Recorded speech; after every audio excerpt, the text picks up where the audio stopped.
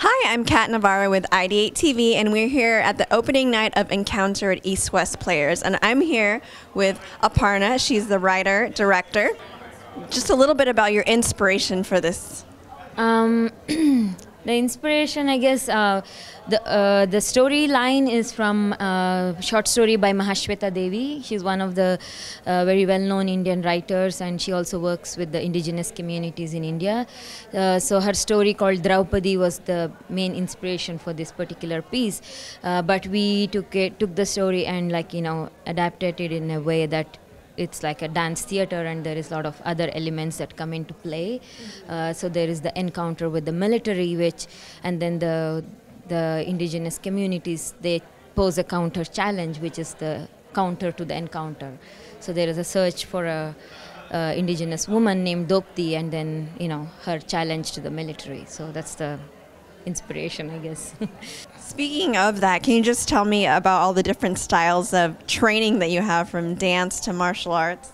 So my basic training is in Indian classical dance called Bharatanatyam. So I trained for a long time with one guru, and I carry the lineage of Mysore style of Bharatanatyam.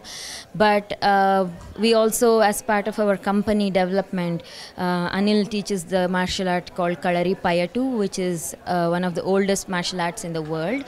And Anil is a really great master of that. So he brought that element into the company. And then, of course, I trained in yoga for years, and then so that's part of our company work. So we have yoga, then martial art, and then the pole and the rope, and so basically whatever it takes to tell a story, to bring the theme into life. So we use it. It's not like, oh, okay, now this piece, let me put a martial art. It's not, we don't work like that. Right. If it calls for it, we do it. Otherwise, we don't but we make our own vocabulary, like the movement vocabulary is our own, like Anil and I, we make it, what it requires and things like that. You had a very intense scene. How do you keep it fresh, doing that all the time?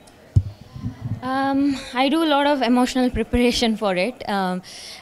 So part of the training for all the dancers and for myself is to, make this journey in a way that it is not predictable and it is not contrived, because I don't want it to be like I don't want it ever to be untrue in terms of like my own feeling of it, Of course, you can cheat, like when you train as an actor and dancer, you're taught how to put on an act, That's always good to keep in the bag, and sometimes you don't feel it. So what do? You just take it, right?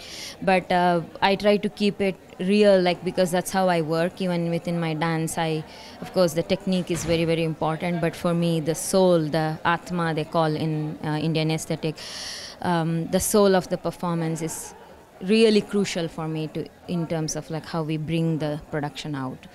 So it takes a lot of the embodying the movement, and then embodying the meaning and the emotion, and also actually feeling it.